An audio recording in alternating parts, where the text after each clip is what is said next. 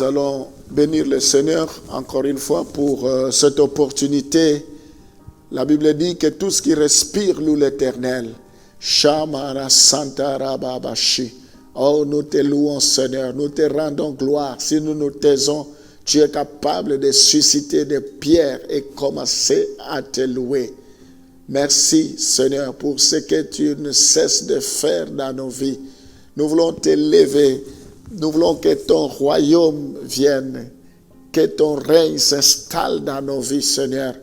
Oh Père, que ton Shekinah se manifeste, occupe la première place. Nous voulons que ton royaume s'installe dans nos vies, le royaume de la paix, le royaume de justice, le royaume de la joie, Seigneur.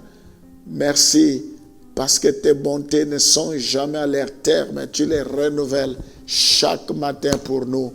Merci parce que nous savons que nous sommes bénis à cause de ta parole que nous allons écouter maintenant. Au nom de Jésus, nous t'avons ainsi prié. Amen. Pour pardonner, nous avons besoin d'identifier et dénoncer le péché. Qui tu m'as blessé? Oui, tu m'as blessé. Tu es responsable du mal que tu m'as fait. Donc nous devons identifier pour que la démarche soit sincère. Nous allons lire Psaume 51, le verset 6. D'abord, on va commencer dans Exode. S'il te plaît, on va lire d'abord Exode 34, le verset 6 à 7. Donc pour pardonner, il faut dire la faute.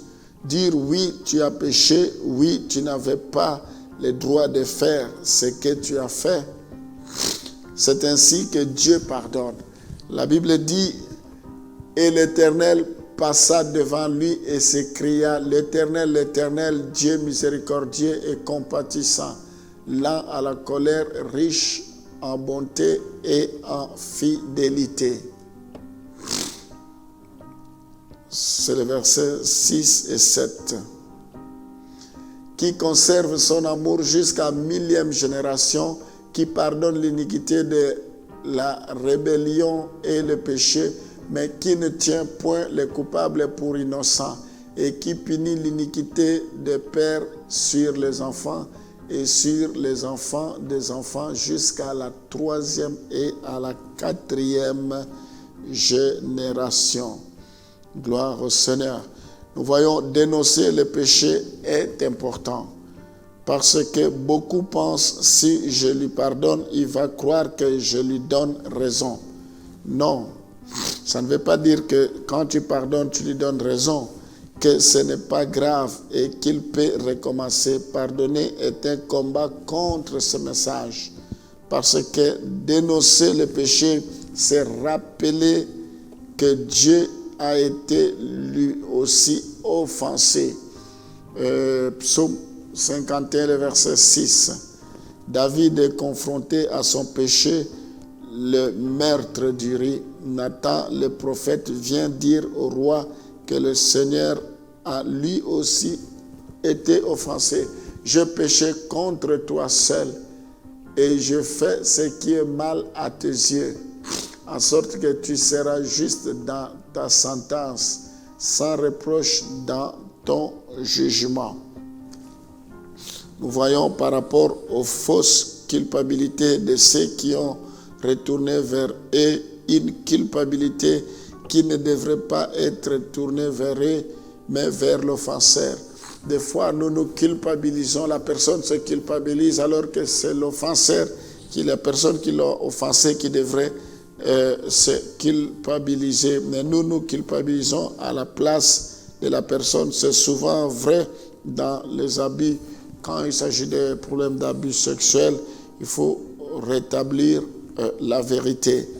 Le pardon, c'est une puissance qui libère, comme nous ne cessons de le dire. Donc, pour permettre et favoriser l'expression d'une juste colère, qui est la colère de Dieu devant le péché de l'homme. Oui, Dieu crie avec toi contre l'injustice et le péché de ton offenseur. Gloire au Seigneur. nous allons lire Juge 5, le verset 16.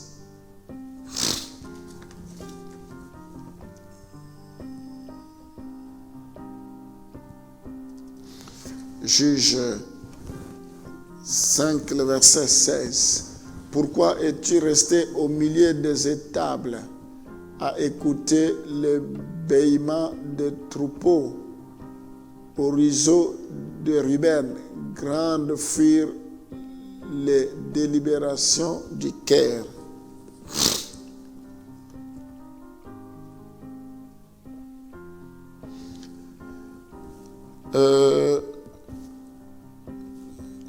Les recours, ici, non, c'est Jacques, chapitre 5, le verset 16. Je m'excuse, c'est Jacques, chapitre 5, le verset 16. Confessez donc vos péchés les uns aux autres et priez les uns pour les autres afin que vous soyez guéris.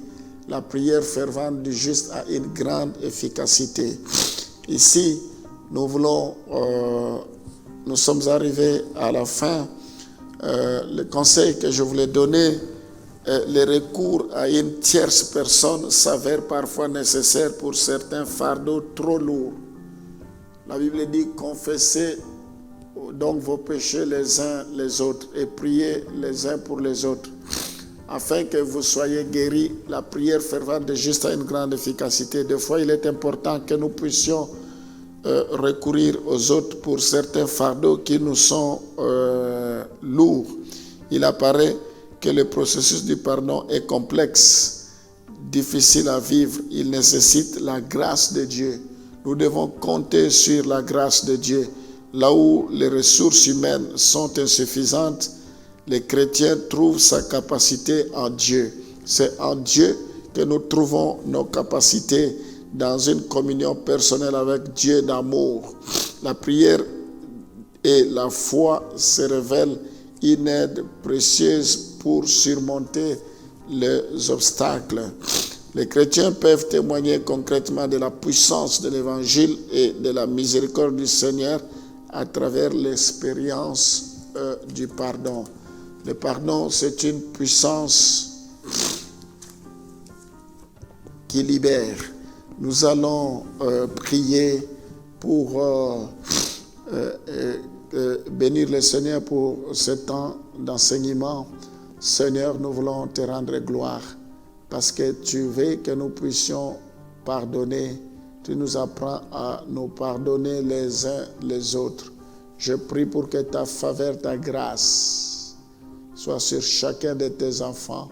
Seigneur, nous avons fait notre part de responsabilité, fais également ta part. Que cette parole puisse porter des fruits dignes de la repentance. Je bénis la journée d'aujourd'hui. Je prie, Seigneur, pour que le bonheur et la grâce nous accompagnent tous les jours de notre vie. Au nom de Jésus, nous t'avons ainsi prié. Amen.